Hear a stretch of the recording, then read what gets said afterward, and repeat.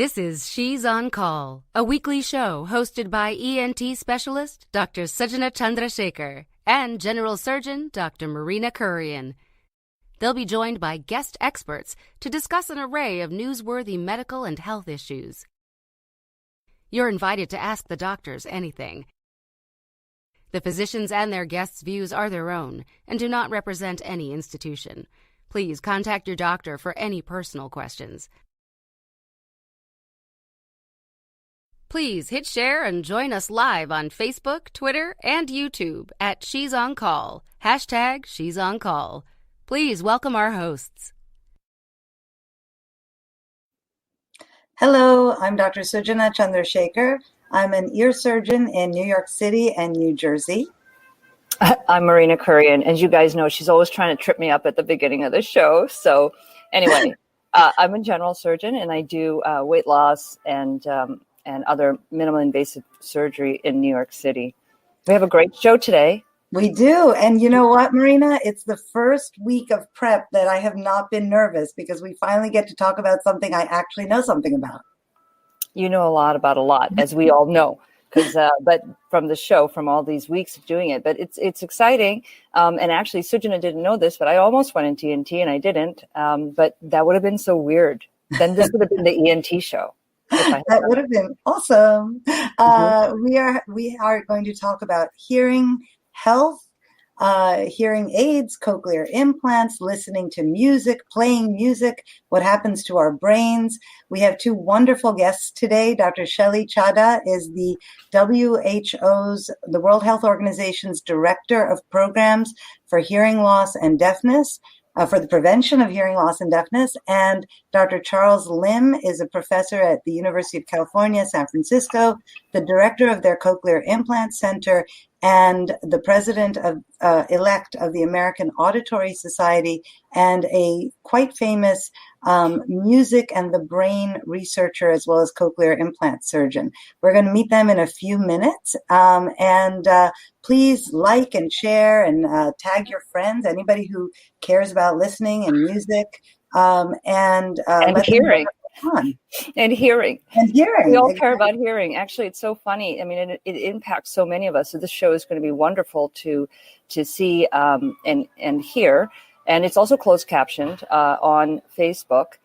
And but so, you know, it's an important show because it affects everything. Like Sujana actually sees my parents for hearing loss. They both refuse to wearing hearing aids. So I think that's an abject failure on her part. But whatever. You know, we'll work through this. But we, as you guys know, we do talk the news of the week. And this week has been like really very important in medicine. A lot of great things have happened for people. And it's also like every great thing, there's some sadness attached to it as well. But this was National Match Week. National Match Day is one day, but there are some people that don't match. So, you know, we have to do what we call the scramble that whole week. But Suju, let's talk a little bit about what's happening on this slide. Right. So for those who don't know, to become a doctor, you have to go to medical school.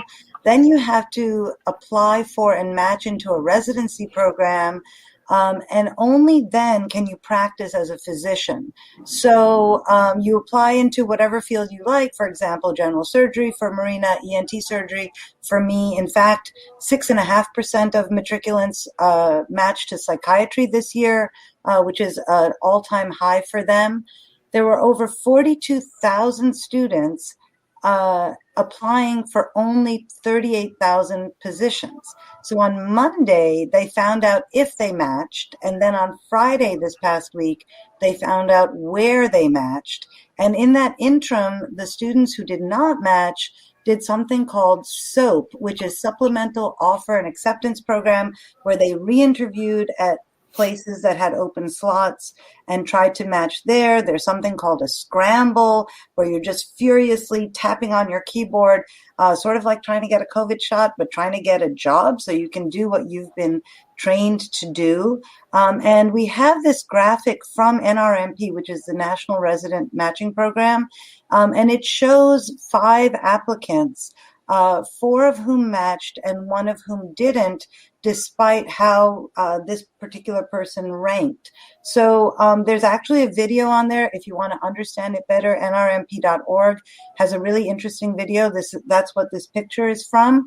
But this is such a happy time for so many people. And unfortunately, as Marina said, frustrating for others. Right. And I think the important thing is, everybody has a strategy for the match. You go through, you have an advisor in med school who tells you what to do. And I ended up ranking, I think, like 12 or 13 programs to match at 1, right? And in some scenarios, people only rank 1, but they're not supposed to. You can't actually tell them, listen, you're number 1. There's a lot of stuff you're not supposed to do, but that kind of does happen behind the scenes. But when you're the one scrambling, it can be life-changing. And we've had some prior guests from our show who actually didn't match at their first choice in terms of career.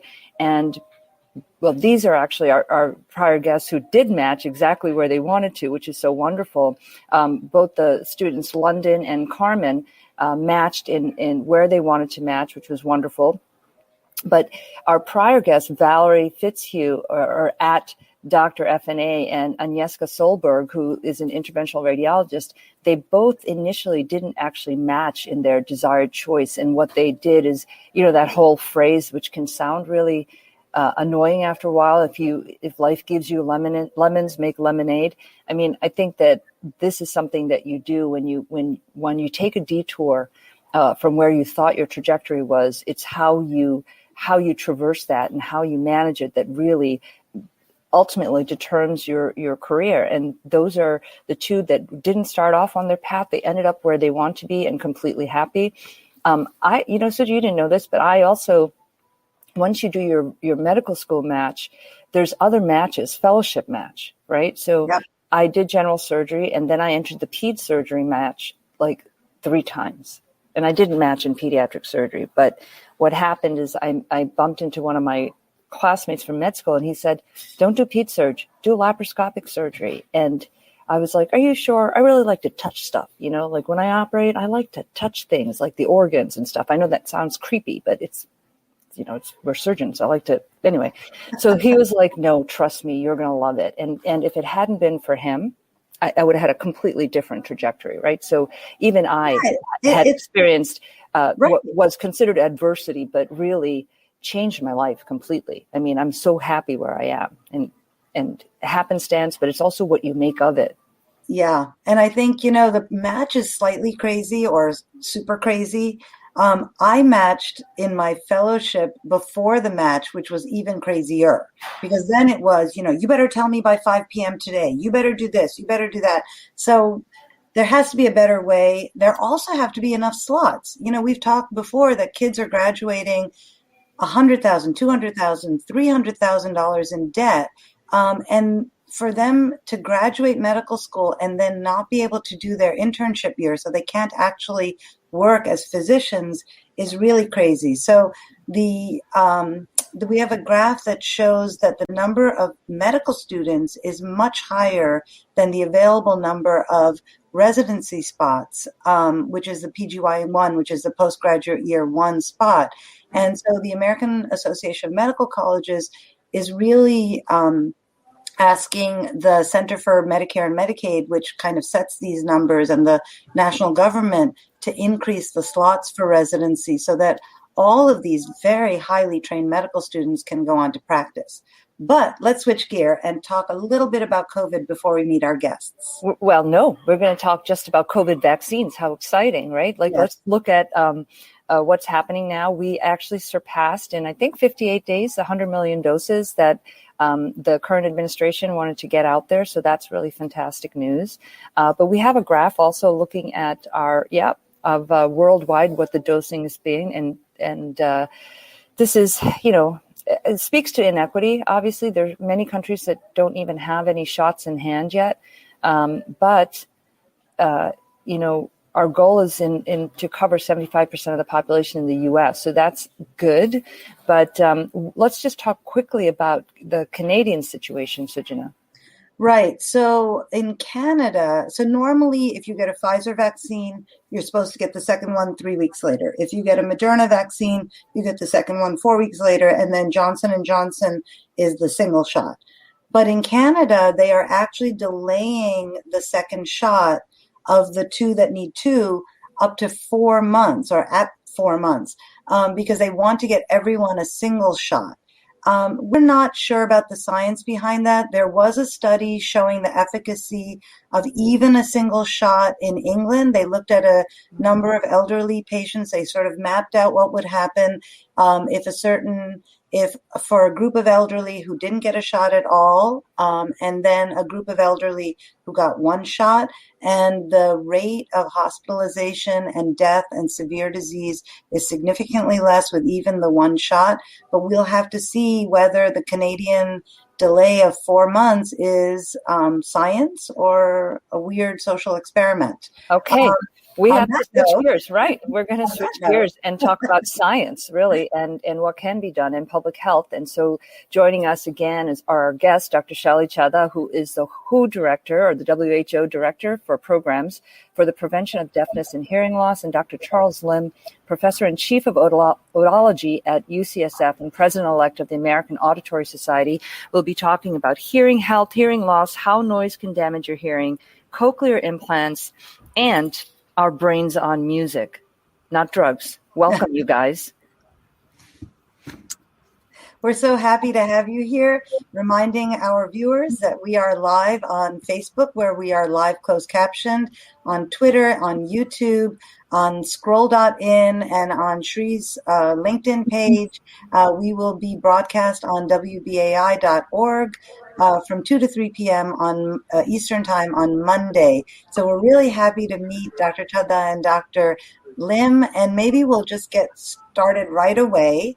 Let's start with how the ear works. So maybe, Shelly, can you just explain to us what happens from out here in? And then, Charles, I'm going to have you pick it up and tell us what happens in the brain. Right.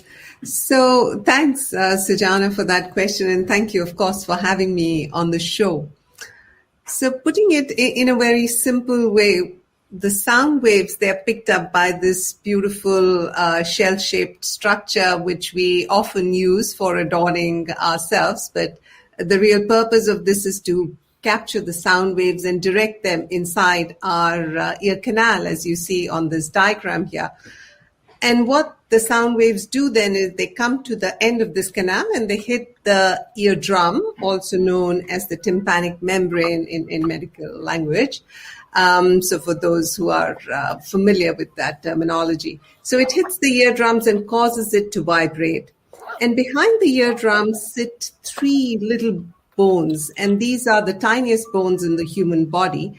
Actually, one of them, the stapes, is just as a trivia, which may be interesting for some, is the smallest bone in the human body, actually. So the vibrations of this eardrum, they cause these bones also to vibrate.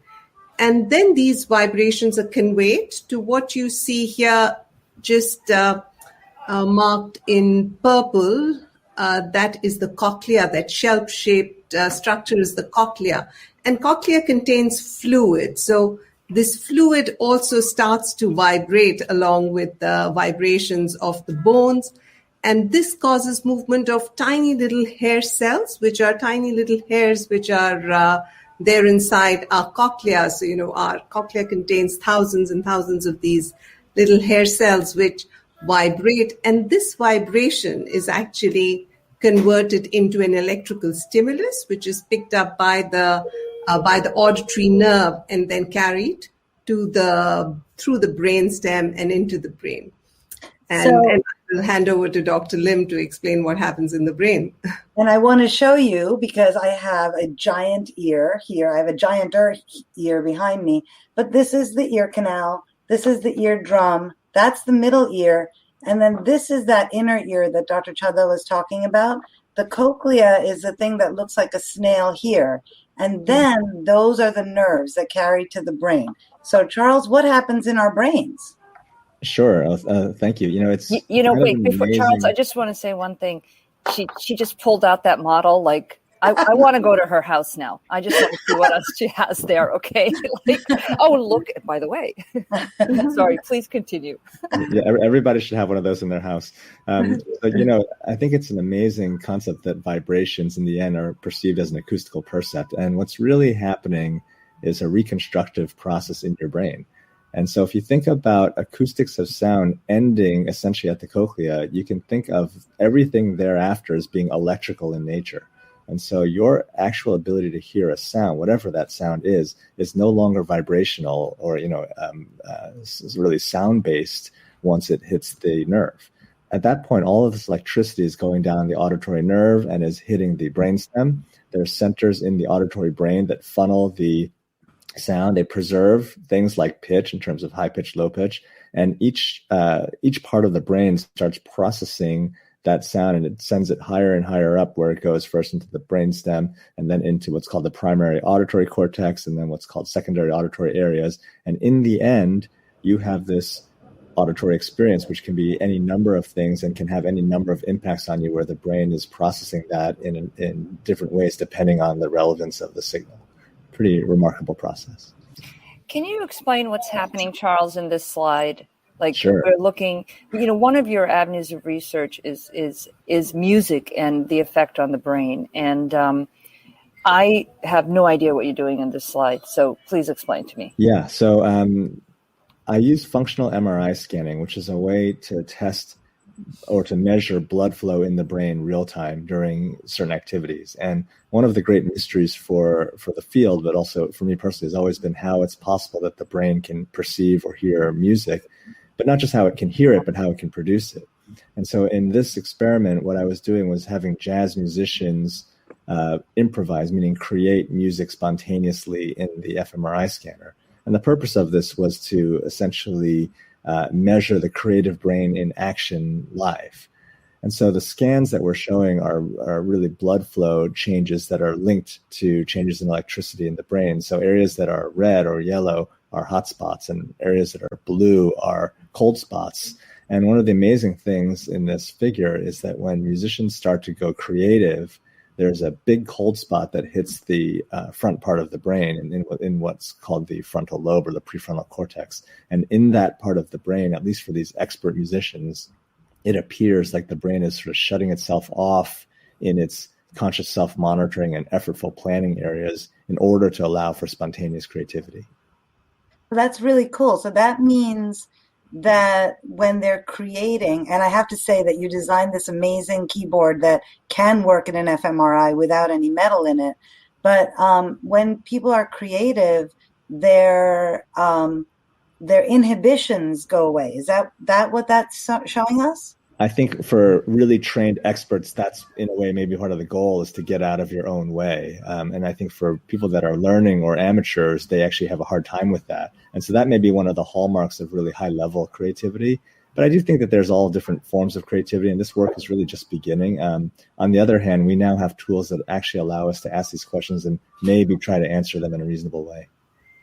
Just so people understand that the MRI is a big magnet, and if you bring metal in it, that's a disaster of epic proportions. So Charles actually built, you might be on an FBI watch list, sir, if you know how to build things that are metal and, you can sneak things in places. So, but you built that without any metal in it. I think that's just a really amazing. Sujana was like, isn't that amazing? I'm like, I don't know. Let me think about it. Yes, it's amazing. Really well done. And functional MRI has been used for so many different things. We use it in diagnosis of obesity. It's used also in addiction to see like what parts of the brain light up. It's actually a great way to really ascertain how the brain's working and in reaction to different things, right? So it's really a wonderful way to use that device or whatever, that procedure to really identify what's happening for patients.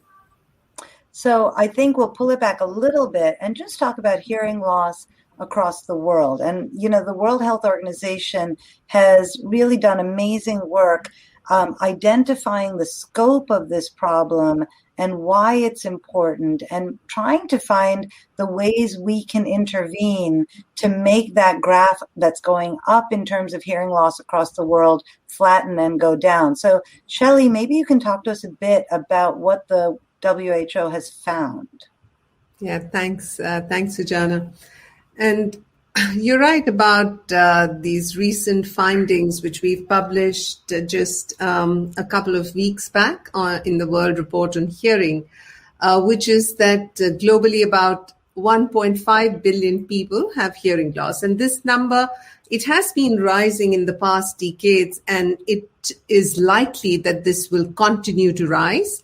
If the current trends continue the way things are, it continues. And out of this 1.5 billion people, what WHO estimates is that about a third of them, so nearly 500 million, actually actively require services and intervention in order to have good functioning in their day-to-day life.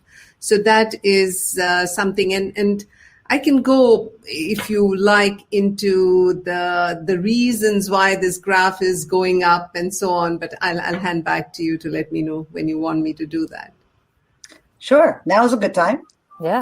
So thanks. And of course, the reason why the number is going to go on increasing, from 1.5 billion to 2.5 in 2050 is because, well, there will be more humans living on this planet. In 2050, there will be nearly 10 billion of us, or just short of 10 billion is what is projected.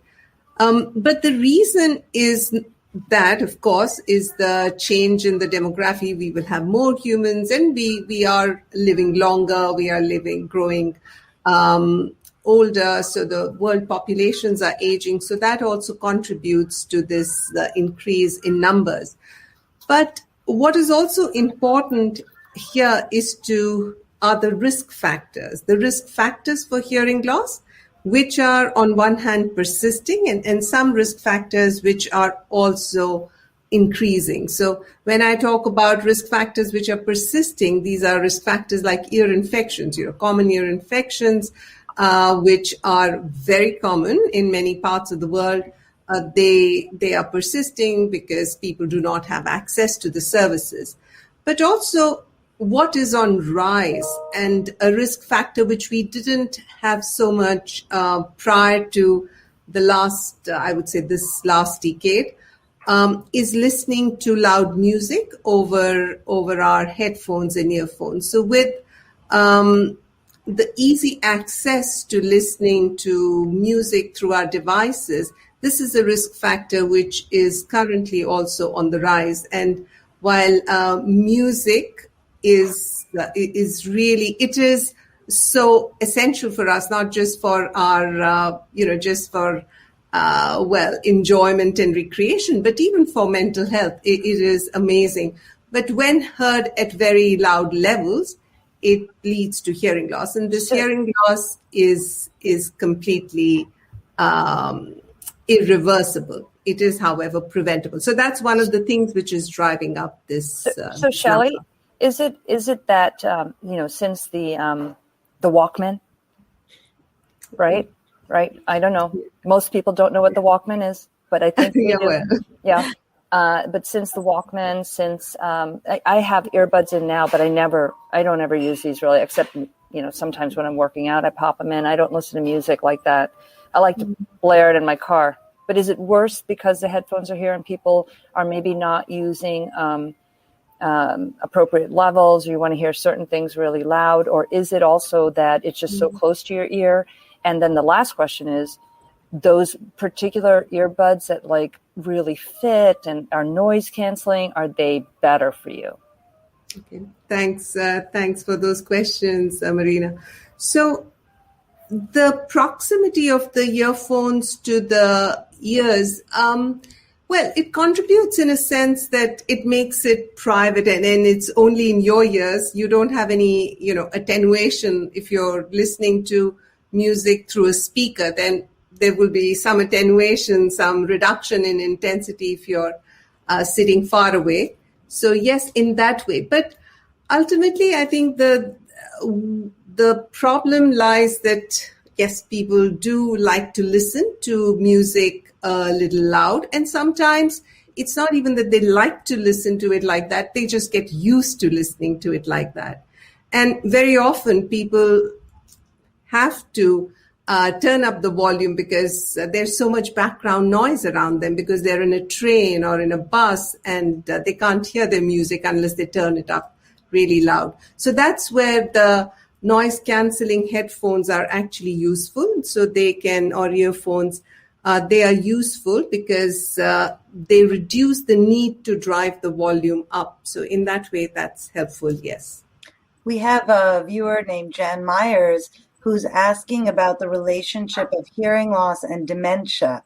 So Charles, let's talk a bit about what happens to adults with untreated hearing loss. Maybe all the things that they are potentially facing if they're not diagnosed and then they're not treated. And by treatment, we mean, hearing aids, removing earwax, fixing their eardrum, whatever the treatment involves. Yeah, very important topic. Thank you for the question. I think in recent years, maybe in the past 10 to 20 years, there's been a growing emphasis on understanding the relationship between hearing loss and aging, and in particular with healthy aging.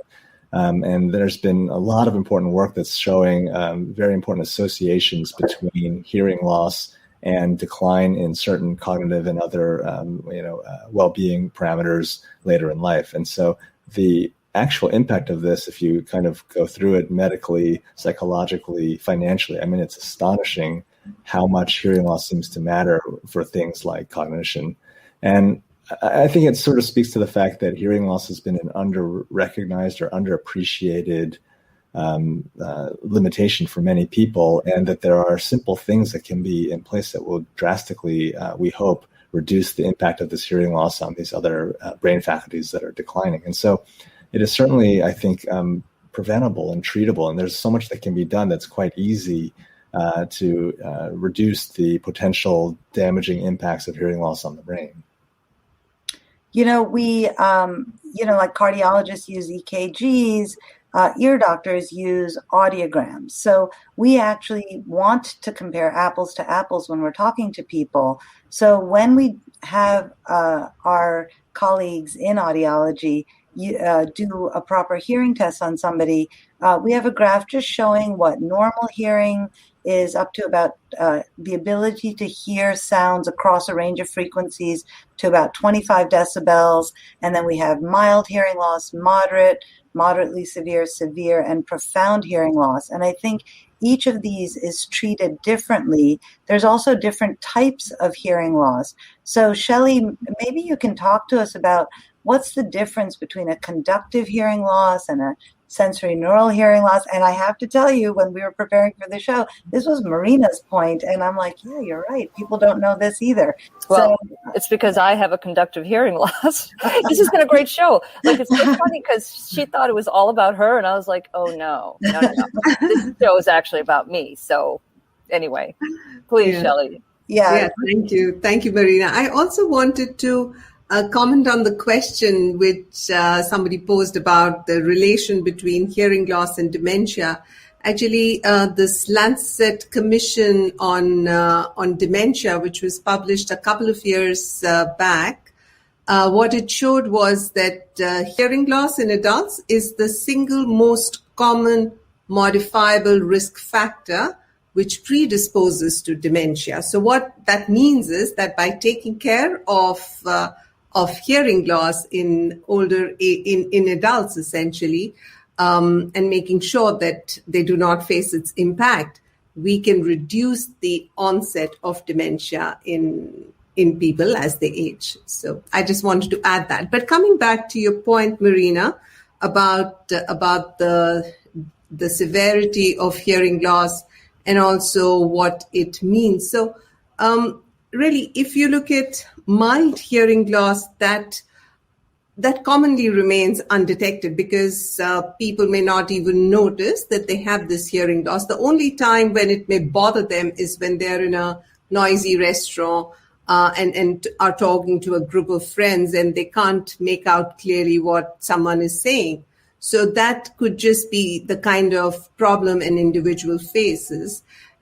And those who have moderate or moderately severe hearing loss have increasingly more difficulty in routine conversation. So they may have problems if they're in a meeting or if they are, just sitting and conversing normally, to be able to understand and to be able to, hear and to be able to understand what that person is saying.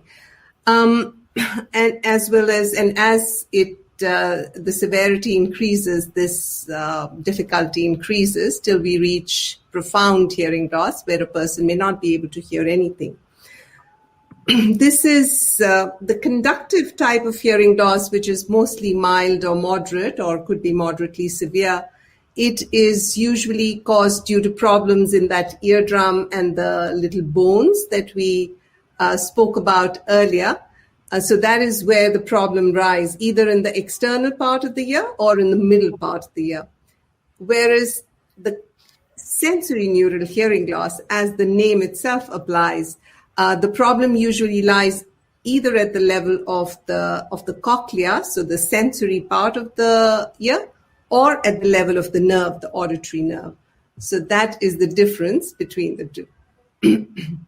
So we have this graphic that's very complicated, but it shows sort of what Shelley was talking about, where it's an ear canal or eardrum or middle ear problem is a conductive or more mechanical problem, whereas an inner ear and nerve and brain problem is more of a what we call sensory neural or nerve hearing loss.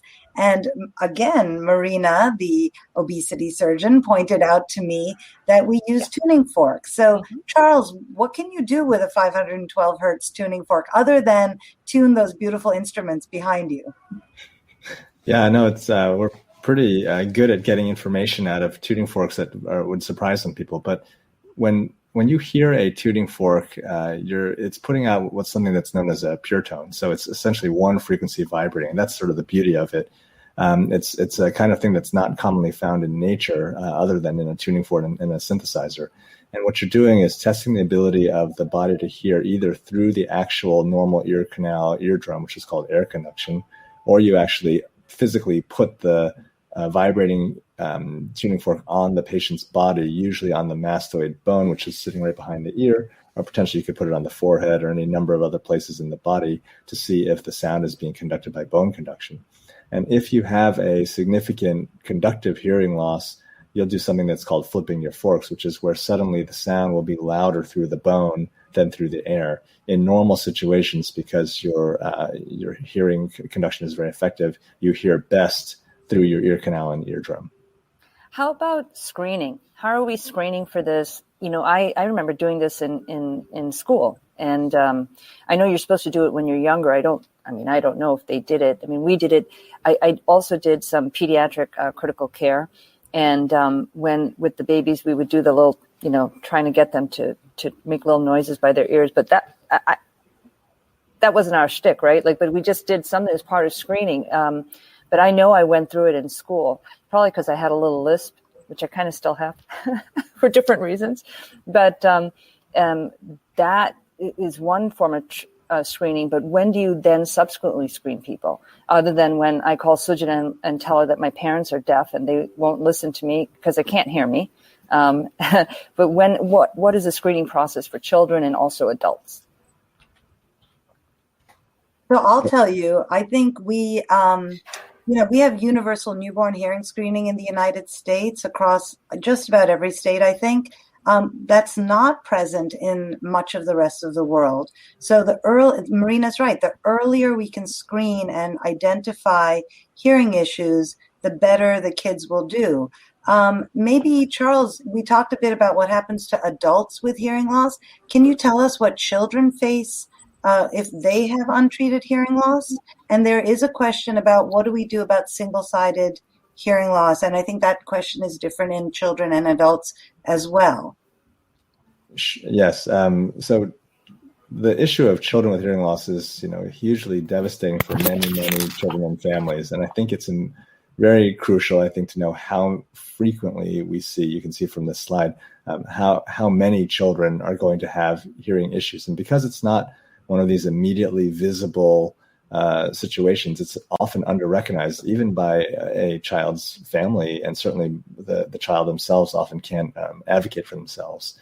And so as we learn more about this, we're realizing that it's a huge problem that we have globally, where children that are being born with hearing loss then have a sort of domino effect of issues that affect their speech development and their cognitive development and their ability to sort of function in these school environments that really rely on the ability to hear well. And so there's often an assumption that people have normal hearing.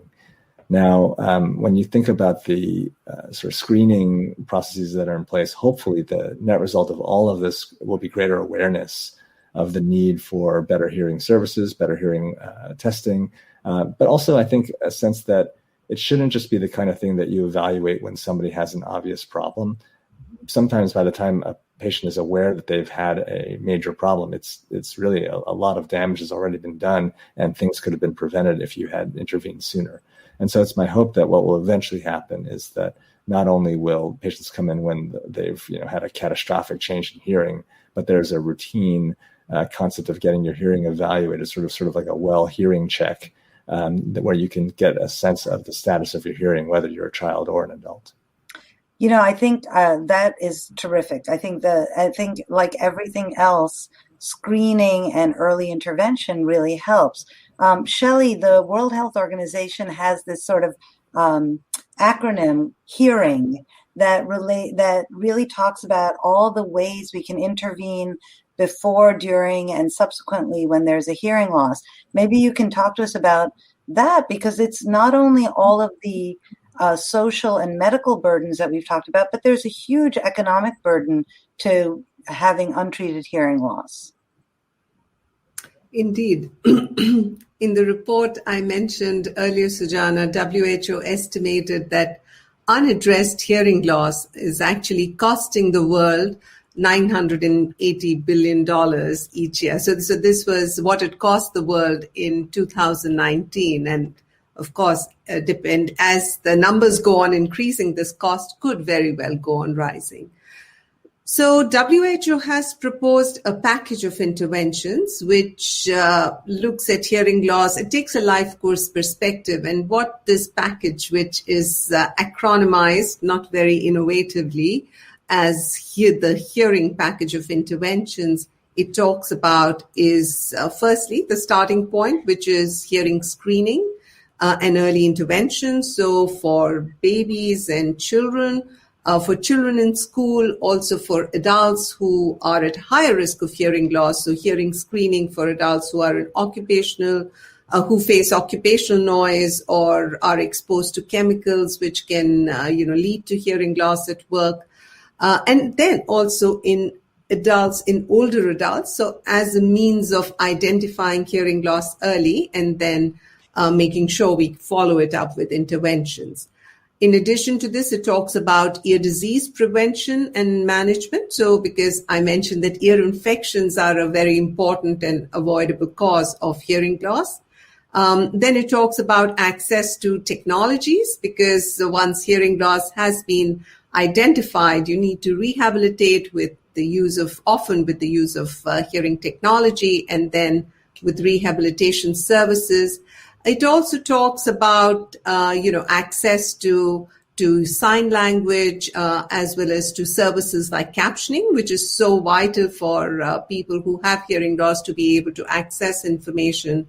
It talks about noise control, and it talks also about something that I think we really need to talk more about, which is greater community engagement. And this is what we consider a key component of addressing hearing loss, which is to address the stigma which surrounds hearing loss. But I'm going to stop here. So I'll tell you, I think that leads really well into the concept of hearing aids and personal sound amplification products. We have a question about why Medicare, which covers elderly people in the United States, does not cover hearing aids. Yeah. I wish I had an answer. I wish I had an answer why resident medical students can't get jobs. I wish I had an answer why Medicare won't cover an absolutely needed service, which we have learned today will prevent the progression and onset of dementia in the vast majority of people who need hearing aids. But can we talk a bit about the different types of hearing aids that are available? We have a little graphic showing the different sizes. And I'm going to ask Shelley about this because then we're going to go on to cochlear implants, and I'm going to ask Charles about that. Sure.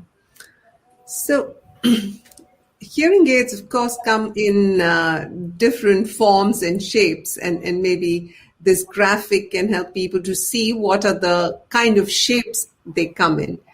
And the shape that you choose will depend upon, well, how comfortable you are with these shapes, both in terms of its cosmesis, but also in handling these.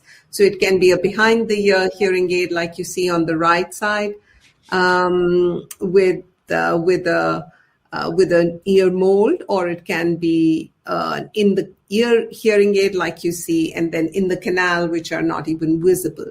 But what is more important is the technology which is within these hearing aids, which is really digital hearing aids. So we have very few now analog hearing aids. By and large, it is digital technology, and the hearing aids can be programmed to suit to match the hearing loss, so the shape of the audiogram which you saw earlier. So they can be programmed according to the shape of the audiogram, so that the user can have full benefit from these hearing aids.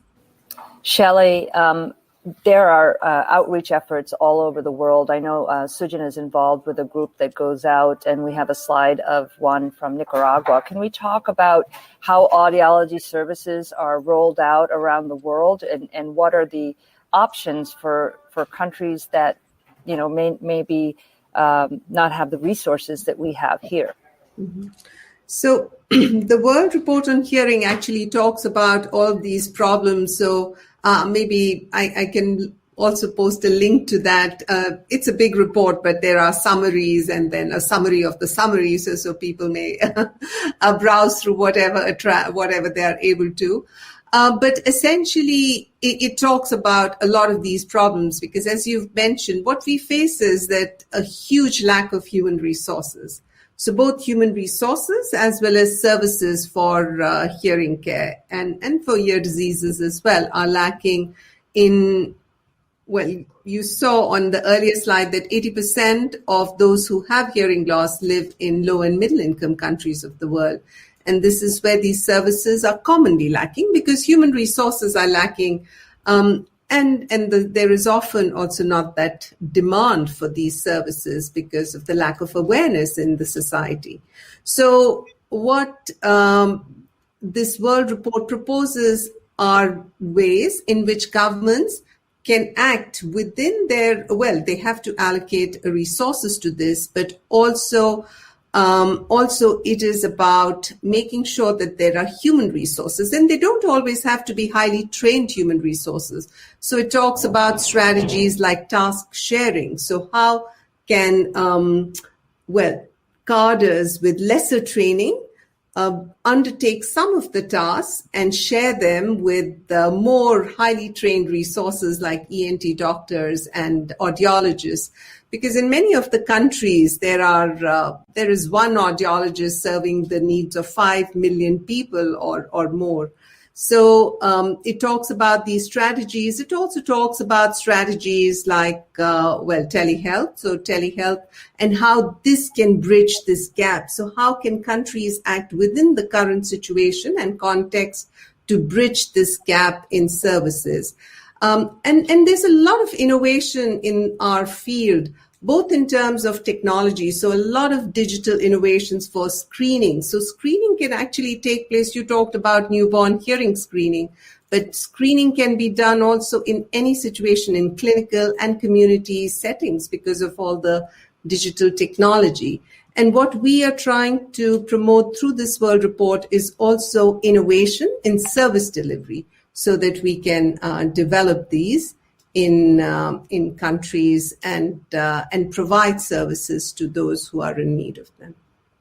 You know, you answered a question as you were talking. Catherine Parr, who is a student at the University of Pennsylvania, asked a question about equitable access for hearing technology in the rest of the world. And I think this is really important. One of the issues is batteries, right? So we need hearing aids that are solar charged, because where are you going to pick up a battery when there's one audiologist for 5 million people?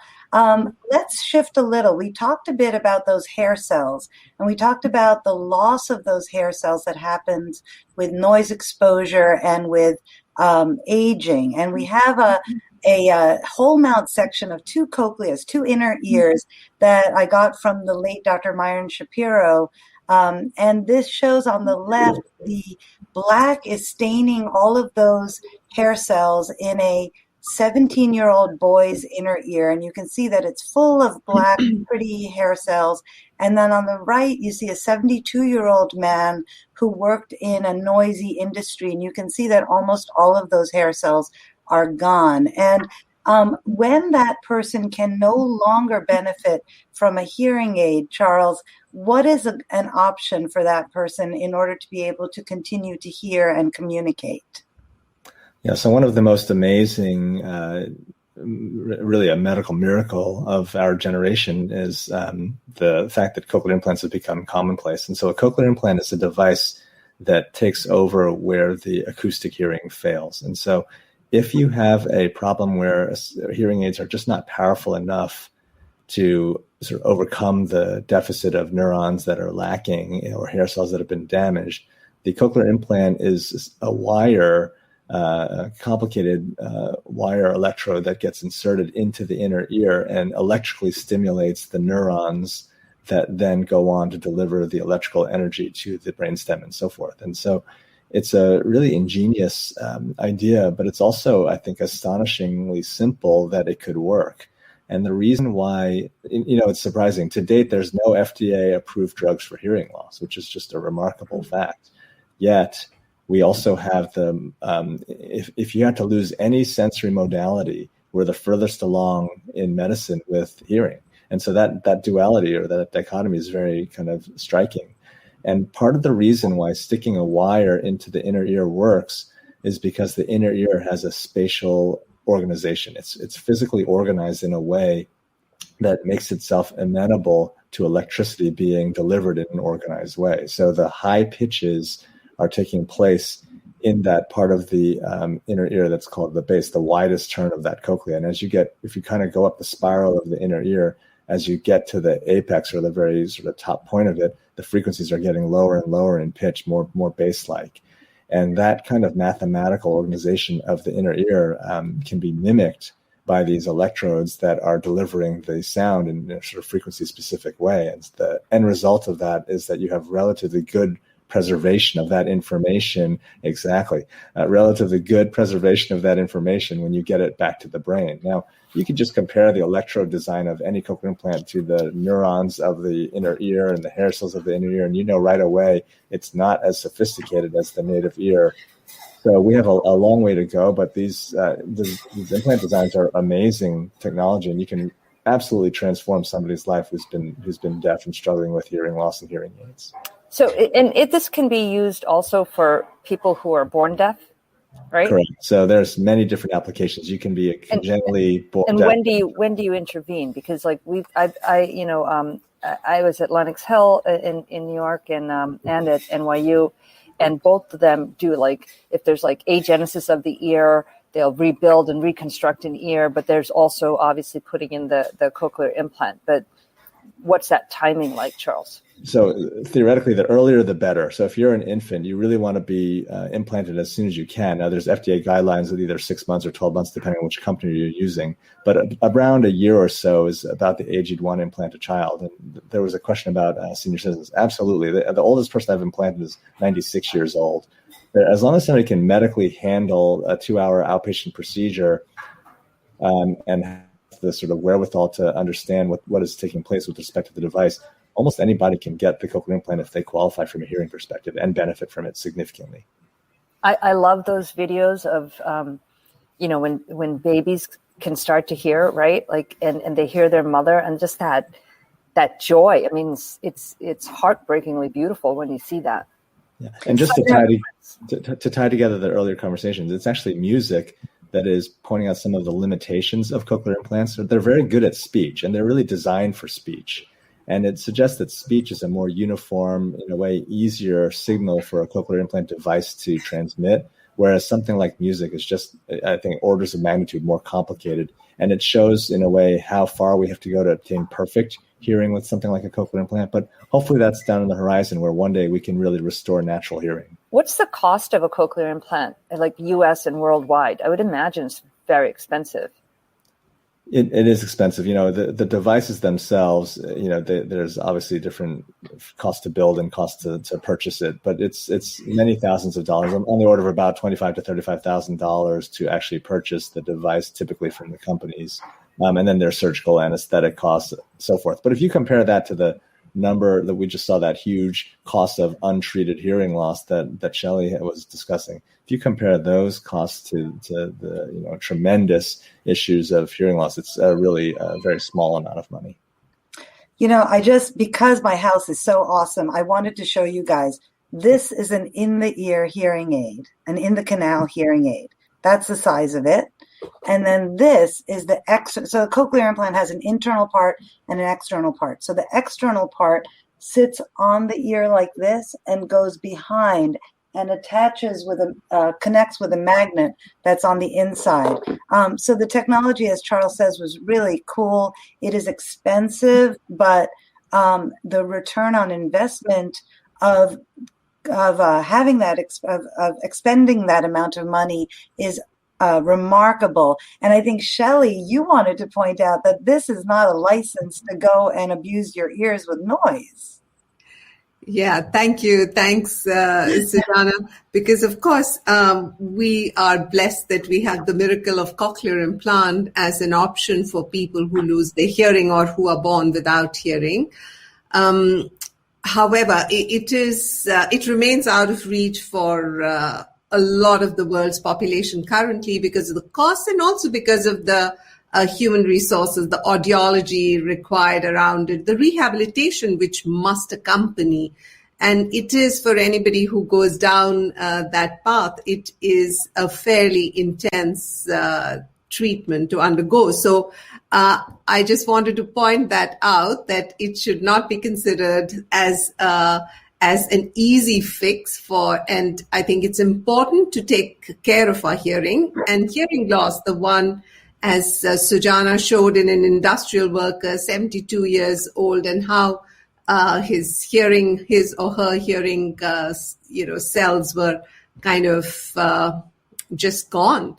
And it's important to know that we can prevent this. We can avoid this from happening by protecting our ears. So the music that we spoke about earlier, listening to loud music, that is what this is going to lead to. And as Charles also mentioned, I think if even a cochlear implant cannot bring those musical notes back, it can to a certain extent for sure, but that clarity of sound which your natural ears give you, a cochlear implant till now is not able to provide. And of course, cochlear implants are evolving, and I'm sure in the future they will be able to do that. But it is possible to prevent that hearing loss. And WHO actually estimates that 1 billion people are at risk of hearing loss simply because of the way they are listening to music. And we want to really prevent that.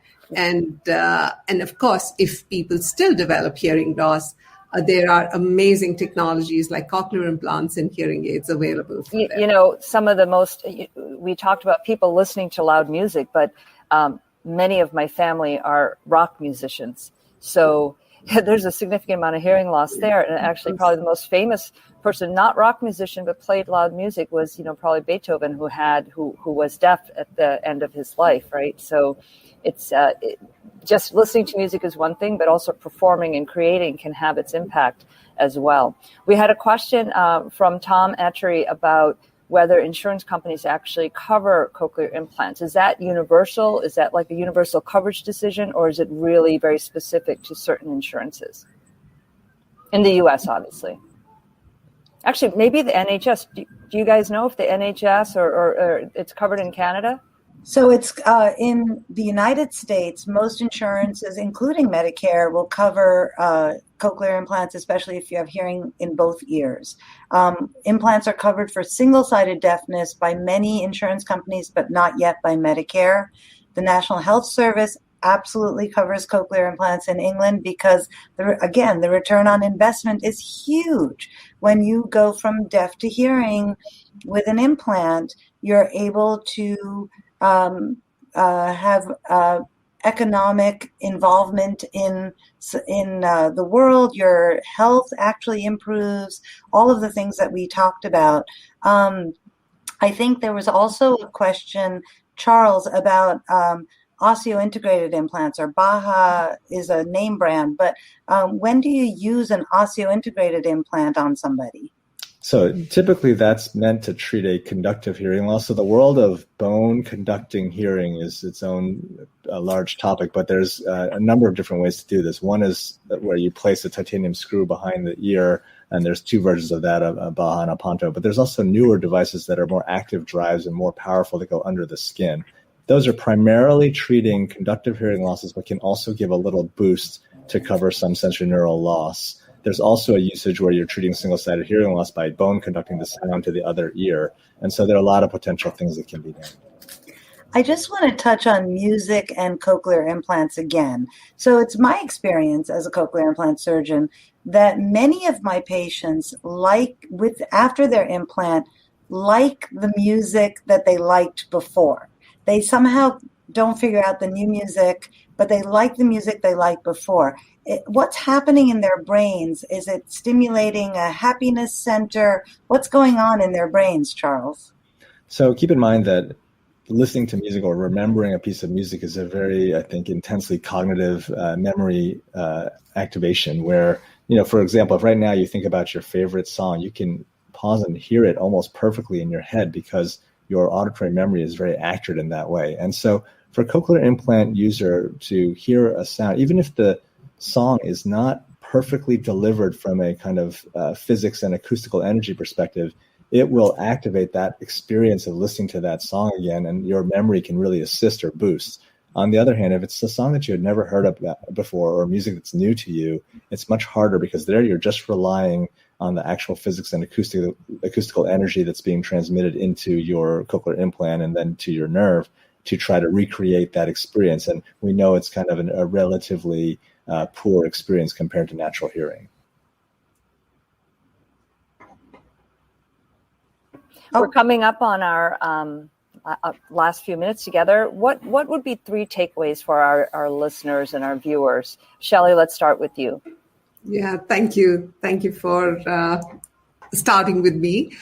So the 3 takeaways from my side is, first, protect your hearing. So your hearing is precious and it's fragile. Once it goes, it's not going to naturally come back. So take care of your hearing. Secondly, check your hearing. So check your hearing from time to time. There are amazing tools. WHO has an app called the Hear Who app.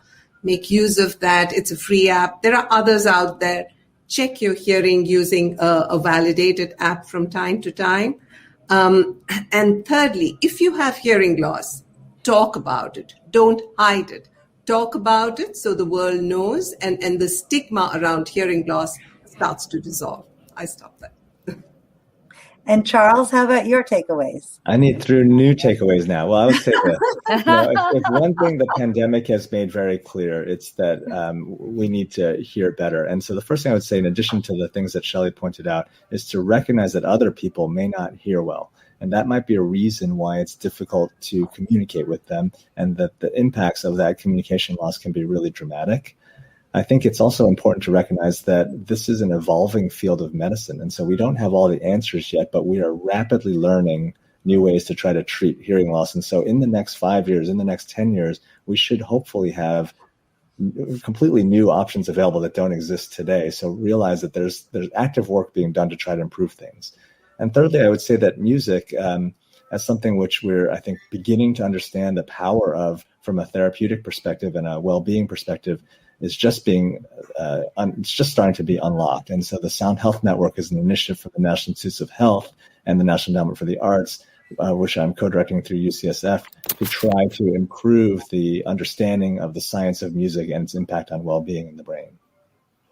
I want to thank you guys so much. We are coming up on our time. And you can wear a mask. Yep, that you can see those. You can wear a clear mask so that people with hearing loss can read your lips as well. Uh-huh.